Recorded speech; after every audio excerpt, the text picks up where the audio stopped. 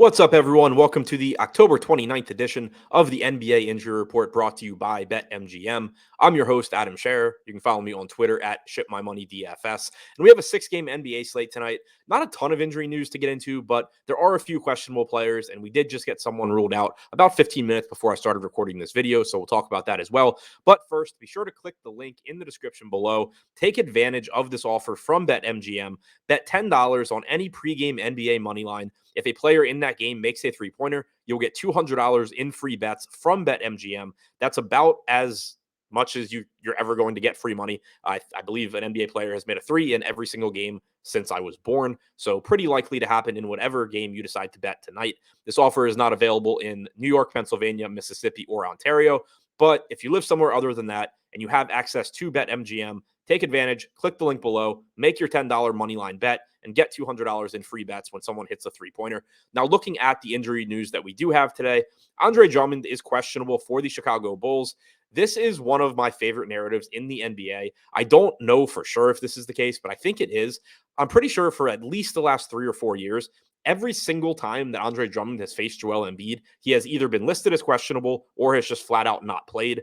Today, he comes out of nowhere on the injury report, questionable, and they're facing Joel Embiid. So curious to see what ends up happening here. But if he sits, I don't think it has a big impact on adding anybody. Like, I don't, if Tony Bradley replaces him or whoever replaces him, I don't think you're going to be really looking to roster them. But I do expect Nikola Vucevic to play more minutes if Drummond isn't in. We haven't been getting a ton of playing time from Vuce this year. And I think a big reason for that is that he has a quality backup in Andre Drummond. And you can't really just relegate Andre Drummond to playing 8 or 10 minutes a game.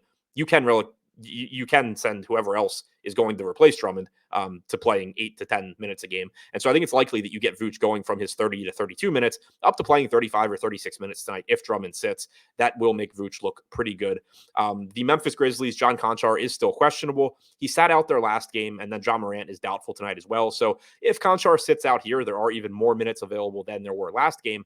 In the last game, we saw Jake LaRavia play close to 30 minutes. We saw around 18 minutes from David Roddy. I would expect both of them to get substantial playing time tonight if Konchar misses. LaRavia has been the better fantasy producer so far this year. 0.83 DraftKings points per minute for him, 0.51 for Roddy. But I do expect that number to come up for David Roddy.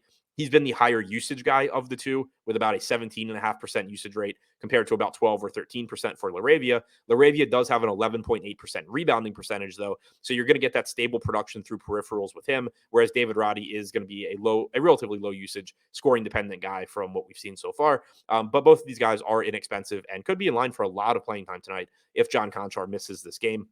For Utah, Mike Conley was just ruled out for rest purposes. I'm curious to see what this starting lineup looks like because Colin Sexton has been Conley's backup, but it's been pretty clear that they're looking to limit his minutes coming back from an injury. He hasn't played more than 21 minutes in a game yet this season. If Sexton starts in place of Conley, I think it's likely that he gets into the mid-20s just because starting him would suggest that they're willing to play him a few more minutes. But you also still have Jordan Clarkson here. You could very easily just put Talen Horton-Tucker into the starting lineup. You could put Malik Beasley into the starting lineup. You could put somebody else into the starting lineup. They don't necessarily need it to be a true point guard. So if you get somebody other than Sexton starting, I'm still expecting that you get around 20 minutes or so off the bench for Sexton. And even if Sexton starts, I do think you get increased playing time for both of Malik Beasley and Talen Horton-Tucker. They are both relatively inexpensive. Beasley, $4,200 on DraftKings. Talen Horton-Tucker, $3,700. But the nice thing about both of them is that they're capable of playing multiple positions. So sort of no matter what lineups the Jazz are going with throughout the game, they can pretty easily fit Beasley and Talen Horton-Tucker in there to soak up some minutes. You also maybe get Nickeil Alexander-Walker into the rotation. He is 3K flat. I don't think I would really have much interest in him in DFS unless he happens to draw the start in place of Conley. And then finally, Miles Turner also resting tonight for the Indiana Pacers. This news came out about an hour or two ago. We have seen plenty of games without him so far this year. I'm expecting Isaiah Jackson to draw the start at center. He's a very high upside option. Also has a low floor because he fouls a lot and because Indiana's rotations can go sideways in a hurry since they aren't playing for anything. But he's inexpensive and he's going to look like a good option.